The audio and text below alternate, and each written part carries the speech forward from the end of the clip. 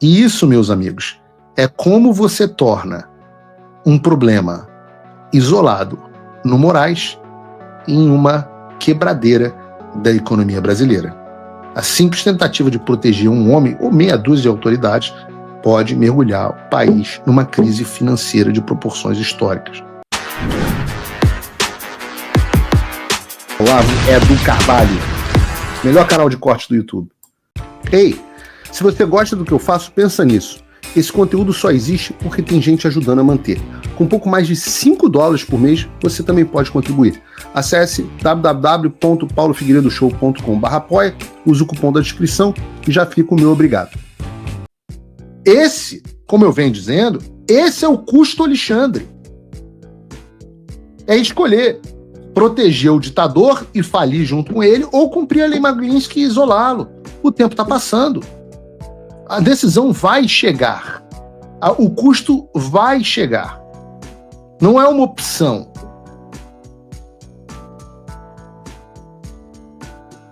Absolutamente não é uma opção. A própria embaixada publicou em português. E, aliás, está surgindo um vídeo. Aliás, tem um vídeo da Globo News, não sei se a gente vai passar aqui, sobre uma nova decisão do Flávio Dino, proferida hoje, e muitas pessoas estão interpretando como um recuo do Gordola em relação ao que ele disse ontem sobre a lei. Eu fui ler o despacho publicado hoje, e não é isso, pelo menos não foi isso que eu entendi. Muito pelo contrário. O Dino isentou de homologação pelo STF decisões proferidas por tribunais estrangeiros que já exigem homologação ou adoção de outros instrumentos de cooperação internacional para a produção de efeitos no Brasil. Ou seja, já teria sido homologado e por isso não precisaria do Supremo. Sobre a lei Magnitsky, ele é muito, me parece ter sido, não vou dizer que foi claro, mas ele escreve o seguinte: em relação aos aspectos atinentes a leis estrangeiras e demais atos jurídicos estrangeiros, nada a adicionar a título de esclarecimento, permanecendo íntegra a decisão proferida em 18 de agosto ontem. Em síntese, o Dino tentou evitar que a cagada que ele fez ontem causasse efeitos no sistema jurídico brasileiro. Se é que isso ainda existe. Mas o núcleo da decisão, que é sobre a proibição de aplicação da lei Magnitsky, sem prévia autorização do Supremo, permanece. Então não há, de fato, um recuo, pelo menos eu não percebi desta forma, um recuo do ministro Gordola. O que nós temos aqui, então, é um impasse. Um impasse. Por quê? Diante dessa decisão do ministro, por um lado, ele está dizendo que a lei Magnitsky não pode ser aplicada no Brasil sem autorização do Supremo Tribunal Federal. E ele confirma hoje isso nesse novo despacho. Do outro lado, nós temos, como lemos agora do governo dos Estados Unidos, dizendo que nenhum tribunal estrangeiro pode anular as sanções impostas pelos Estados Unidos, nem tampouco proteger alguém que a tenha descumprido. Se você acompanha o Paulo Figueiredo Show, ou pelo menos me segue no X, você vai lembrar que eu havia previsto. O pai Paulinho tinha previsto, aliás, acho que é pecado falar pai Paulinho, né? Porque é uma coisa meio de macumba também. Mas sei lá, o profeta é melhor. E o profeta Paulinho tinha previsto exatamente esse cenário de impasse em que os bancos devem escolher entre cumprir a legislação americana, o que já é uma obrigação deles, já que eles também operam nos Estados Unidos, ou cumprir as decisões ilegais do Supremo Tribunal Federal. E no esquema que eu previ, nós já passamos pelos passos 1, 2 e 3, que são basicamente a sanção do Alexandre, a designação do nome dele na lista das sanções ou FAQ e a reação do Supremo, para tentar blindá-lo. Isso foi um post, se eu não me engano, que eu fiz em 28 de junho. O Alexandre só foi sancionado 2 dias depois. Eu falei que o Alexandre ia ser sancionado, que ele seria incluído na lista do STN, que os bancos teriam que gradativamente cortar os laços com ele e que o Supremo reagiria impedindo que essa lei fosse cumprida no Brasil. E agora a gente está naquele esquema das coisas, nos passos 4 e 5, em que os bancos brasileiros se veem diante desse dilema: obedecer ao STF e violar a lei americana, ou cumprir as sanções internacionais e enfrentar a retaliação do judiciário brasileiro. E ontem eu tive uma discussão com vários amigos que disseram, não, e hoje mesmo parece que o pessoal do governo dizendo, não, a decisão é inócua, não tem efeito, não sei o quê. Não, a decisão é tudo menos inócua. Quem entendeu que a decisão é inócua não entendeu o que está acontecendo. Essa decisão, ela é bombástica e maravilhosa pra gente, tá? Mas bombástica. Porque antes os bancos cumpririam a lei, isolariam o Alexandre e o problema estaria circunscrito ao Alexandre. Agora, supondo que os bancos brasileiros optem por obedecer ao STF e mantenham conta, cartão e serviço bancário do Alexandre, o passo 5 do meu planejamento lá atrás... Fala, amigos do canal! Tá gostando desse vídeo?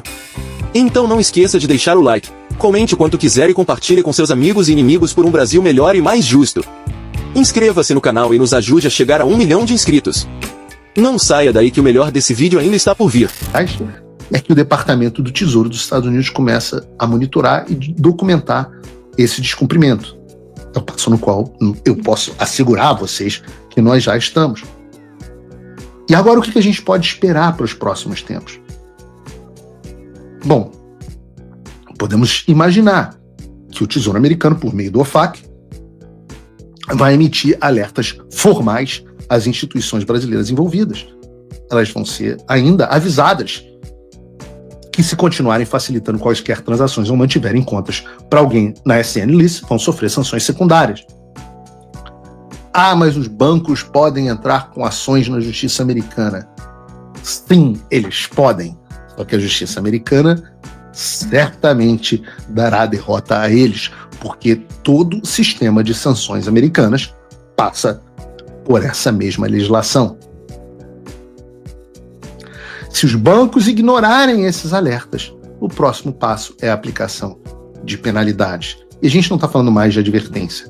Aqui a gente está falando de multas bilionárias, além da expulsão do sistema financeiro internacional.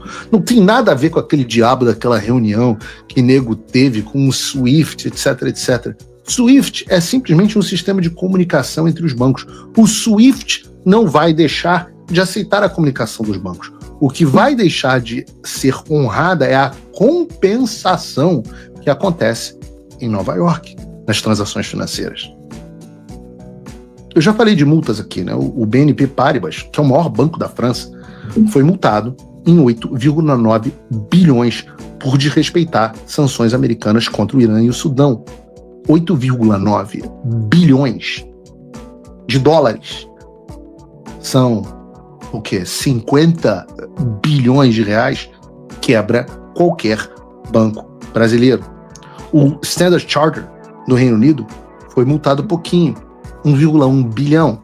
O Commerzbank, da Alemanha, 1,45 bilhão de dólares, tá? 6 bilhões de reais, 7 bilhões de reais. É muito dinheiro. Só para vocês terem uma ideia, tá? O lucro líquido do Itaú é de 40 bilhões. Todo o lucro líquido do Itaú em um ano. O do Bradesco, 19 bi. O do Santander, 13 bi. Eu nem sei se esses dados são desse ano, que os bancos divulgaram novos são desse ano? Não consigo enxergar. Acho que não, 2024. Se botar 2025, ô João, foram muito piores. Os bancos, o Itaú parece que teve um lucro maior, mas o Banco do Brasil parece ter quase lucro nenhum. Só me corrija aqui no chat. Então a gente está falando aqui de multas que por si só levariam à falência os maiores bancos do Brasil. E o que eu disse sobre isolamento no SWIFT não é isolamento de mandar mensagem do SWIFT que o cara disse que não estão sujeitos à sanção na Bélgica. Não. É a impossibilidade de enviar ou receber dólar a compensação financeira. E aí vem a fase seguinte. Com multa e ameaça, só a ameaça de desconexão, você começa a ter o pânico, a corrida bancária. Afinal, você deixaria o seu dinheiro na conta em um banco que pode ser levado à falência amanhã. As linhas de crédito internacionais, inclusive desse banco, são todas cortadas. Os investidores fogem, o dólar dispara, o comércio exterior para. Afinal, os exportadores não têm como receber de volta o dinheiro das suas exportações. As agências de risco rebaixam ainda mais as notas do país. As empresas começam a interromper negócios com o Brasil por precaução. Até porque, vamos falar da carta na manga do Supremo Tribunal Federal. O risco se torna sistêmico. E isso, meus amigos, é como você torna um problema isolado no Moraes em uma quebradeira da economia brasileira. Essa é muito mais do que a floresta inteira queimada. É o país inteiro queimado. A simples tentativa de proteger um homem ou meia dúzia de autoridades pode mergulhar o país numa crise financeira de proporções históricas. Tudo isso é possível, não é exagero, não é retórica, e já aconteceu em outros países que desafiaram sanções internacionais. Se você, como eu, está dormindo mais tranquilo agora que o Trump voltou à presidência, ótimo. Mas e o Brasil? Nosso país continua no buraco. A volta do Trump nos dá esperança, mas as coisas não vão se resolver sozinhas. Vai ser preciso muito trabalho, meu e seu.